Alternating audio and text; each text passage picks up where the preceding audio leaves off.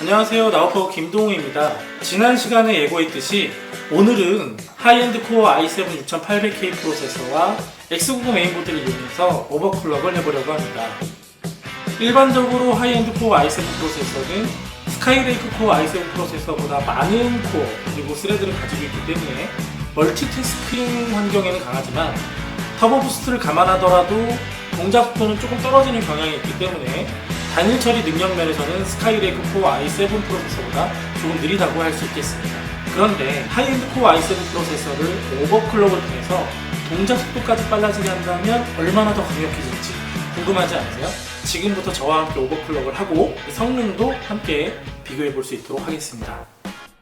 요즘 메인보드는 이렇게 부팅 시 사용자가 선택적으로 옵션을 사용할 수 있게 되었는데요. 오버클럭을 설정하기 위해 딜리트 키를 눌러 바이오스로 진입합니다.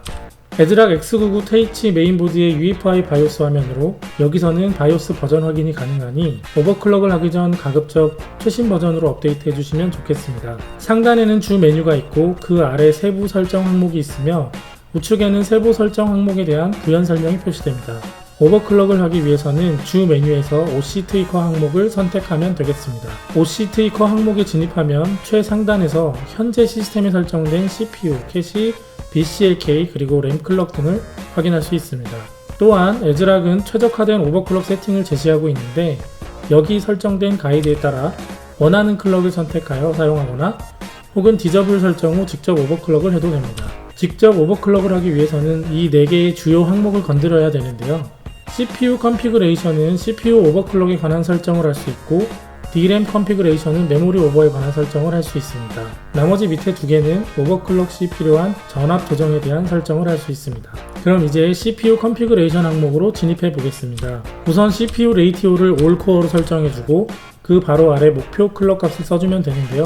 6800K의 경우는 4.2GHz 정도를 상한으로 보고 있기 때문에 여기서는 41을 입력했습니다.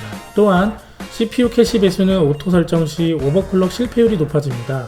때문에 32 정도로 낮춰서 설정하는 것을 추천드립니다. 그 아래 스프레드 스펙트럼에 관한 항목은 모두 디저블 설정해 주시면 되겠고 스피드 스텝도 우선은 디저블 설정을 해줍니다.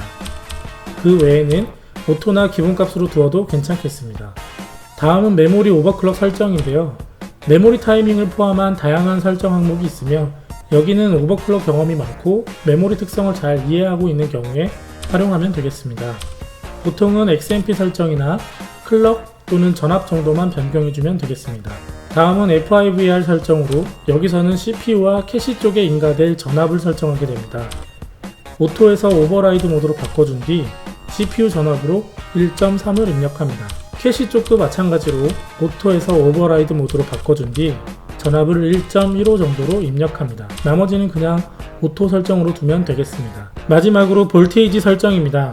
CPU 인풋 전압은 CPU에 인가된 전압보다 최소 0.4V 이상 높아야 하며 그렇지 않은 경우 시스템이 불안정해질 수 있다는 설명이 있는 만큼 픽스 모드로 변경 후 넉넉하게 0.6V 정도를 더해 1.93V로 설정했습니다. CPU 로드라인 컨피그레이션의 경우는 오토를 제외한 5개의 단계가 존재하는데요. 부하량이 증가함에 따라 CPU에 인가될 전압이 떨어지는 정도를 완화시켜주기 위해서 가장 높은 단계라 할 수 있는 1단계 설정을 추천드립니다. 그 외에는 메모리 전압 정도만 필요한 만큼 설정하면 되겠고 나머지는 오토로 두면 되겠습니다. 끝으로 바뀐 설정 값들이 상단에 표시되는데 목표 CPU 클럭과 캐시 클럭 그리고 메모리 클럭 등에 관한 정보를 확인하고 문제가 없다면 지금까지 설정한 내용을 저장하고 재부팅하면 되겠습니다.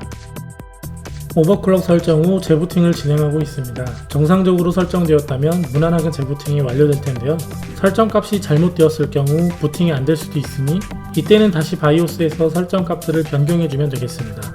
부팅이 완료되면 오버클럭된 상태로 프로세서의 모든 스레드가 제대로 연산 처리에 가담하는지 확인하기 위해서 작업관리자 창을 띄워 CPU의 사용률을 실시간 모니터링할 필요가 있습니다. 이 과정에서 오버클럭 성패 여부도 간단하게 시험해 볼 수 있는데요. 벤치마크 테스트에 시간이 오래 걸리지 않고 100% 부하를 짧은 시간이나마 줄 수 있는 시네벤치를 활용하기 때문에 비교적 쉽게 오버클럭 성패 여부를 확인해 볼 수 있습니다. 만약 이 테스트조차 통과할 수 없다면 오버클럭은 실패이므로 클럭을 낮추거나 전압을 높여주는 등 설정을 다시 해줄 필요가 있겠습니다. 마지막으로 CPU-Z를 실행시켜 오버클럭 여부를 확인하고 이상이 없다면 시네벤치를 실행해주면 되겠습니다.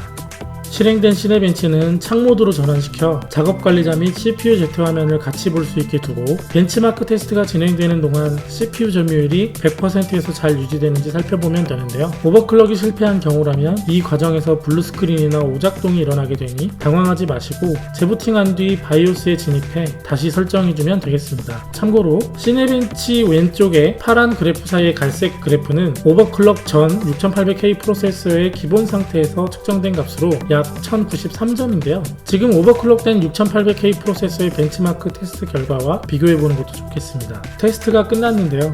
벤치마크 과정 중에 CPU 점유율이 100%를 잘 유지했고 테스트 결과도 1285점으로 약 18%가량 성능 향상이 있음이 확인되었습니다.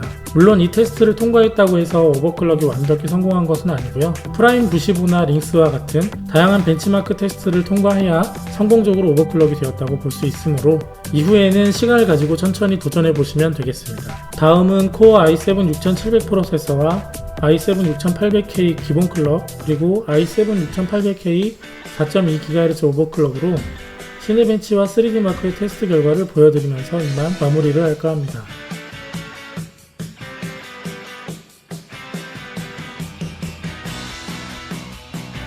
코어 i7 프로세서의 오버클럭 어떠셨나요? 4코어 8스레드를 가지고 있는 프로세서와 6코어 12스레드를 가지고 있는 프로세서가 여기 있습니다.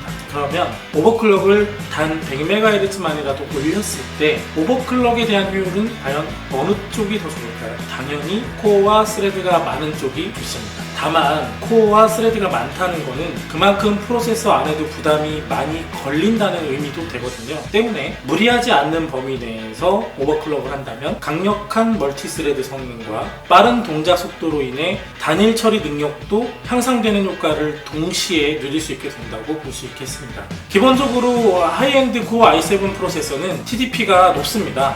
때문에 오버클럭을 했을 때 소비 전력이 좀 더 높아질 수 있다는 점, 그리고 두 번째로 코어와 스레드가 많다는 거는 아까 말씀드린 것처럼 내부에서 발열이 좀 더 발생될 수 있기 때문에 더 강력한 쿨러를 사용해야 된다는 점은 잊지 말아야겠습니다. 다음 시간에는요, 하이엔드 코어 i7 프로세서로 시스템을 구축하고자 하는 분들이 좋아할 만한 내용인데요, 바로 가성비 X99 플랫폼 구축하기입니다. 다음 시간도 많이 기대해주세요.